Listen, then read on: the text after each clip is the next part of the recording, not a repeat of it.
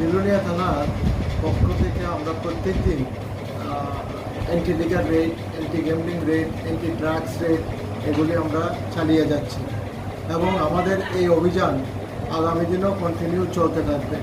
এই অভিযানে আজকে আমরা 4 জনকে অ্যারেস্ট করেছি, যারা ড্রাইভার মদ খেয়ে গাড়ি চালাচ্ছে ওদের 4 জনকে অ্যারেস্ট করেছি। গতকালকে আমরা টোটাল 7 জনকে অ্যারেস্ট করেছি, যার মধ্যে 3 জন মদ বিক্রেতা এবং যারা মদ খেয়ে এরিয়ার মধ্যে গণ্ডগোল করছে তাদেরকে আমরা অ্যারেস্ট করেছি। আমাদের অভিযান আগামী দিন এইভাবে চলতে থাকবে। যে ড্রাগস, যে যুব সমাজে যে ড্রাগসের উপরে যে নির্ভরশীল হয়ে পড়ছে, চারিদিকে ড্রাগসের সাথে এইডসের আক্রান্তের বিষয়টাও উঠে আসছে, এই বিষয়ে ড্রাগসের বিষয়ে আপনাদের প্রশাসনিকভাবে কোনো উদ্যোগ আছে কি স্যার?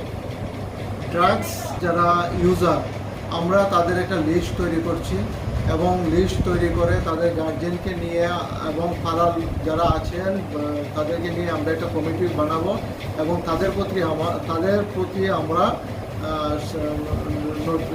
কঠোর দৃষ্টি রাখবো যাতে করে তারা ড্রাগস ইউজ না করতে পারে। আর যারা ড্রাগস বিক্রি করছে তাদের জন্য আমরা রাত্রেবেলা চেকিং আমাদের চলছে কন্টিনিউ, আমাদের নাকা পয়েন্টগুলিতে আমরা চেকিং করছি এবং তাদের প্রতি আমাদের নজর রাখছি যাতে করে এই ড্রাগস বিক্রি করা এবং ড্রাগস ইউজ করা এই বিলোনিয়া এরিয়াতে আমরা বন্ধ করার কঠোর ব্যবস্থা।